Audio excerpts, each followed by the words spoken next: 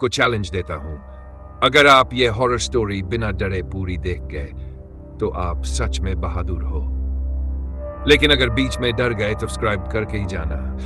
है दिल्ली में रहने वाले एक लड़के की से फ्लैट में अकेला रहता था कि एक रात उसकी जिंदगी हमेशा के लिए बदलने वाली है। उस रात सब कुछ सामान्य था, लेकिन अचानक रात के 2:03 पर उसका फोन बजने लगा। स्क्रीन पर लिखा था पर उसने कॉल उठाई और कहा, हेलो, कौन? लेकिन सामने से कोई आवाज नहीं आई, सिर्फ किसी के सांस लेने की आवाज। वह डर गया और फोन काट दिया। लेकिन सिर्फ 2 मिनट बाद फोन फिर बजा और अजीब बात, फिर वही समय 2:02 AM। अब उसका डर बढ़ चुका था। उसने कांपते हाथों से फोन उठाया और पूछा, कौन हो तुम? इस बार एक लड़की की धीमी आवाज आई, बहुत धीरे, खिड़की के बाहर मत देखना। सेकंड पॉज एक तेज।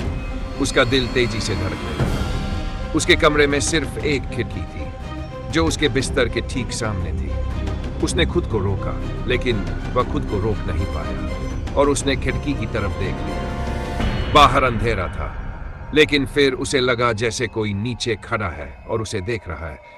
एक लड़की, सफेद कपड़ों में, लंबे बाल और चेहरा छुपा हुआ। वह सीधे उसकी खिड़की की तरफ देख रही थी। वह तुरंत डर कर पर्दा बंद कर देता है।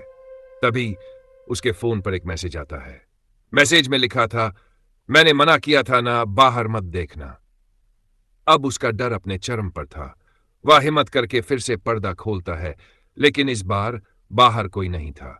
वह राहत की सांस लेता है, लेकिन जैसे ही वह पीछे मुड़ता है, वह लड़की उसके कमरे के अंदर खड़ी थी, बिल्कुल उसके पीछे।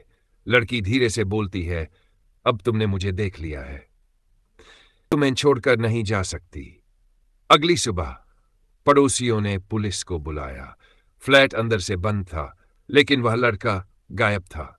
सिर्फ उसका फोन बिस्तर पर पड़ा था, जिसमें आखिरी मैसेज लिखा था, धीरे, अगला फोन आज रात दूर पर किसी और को जाएगा।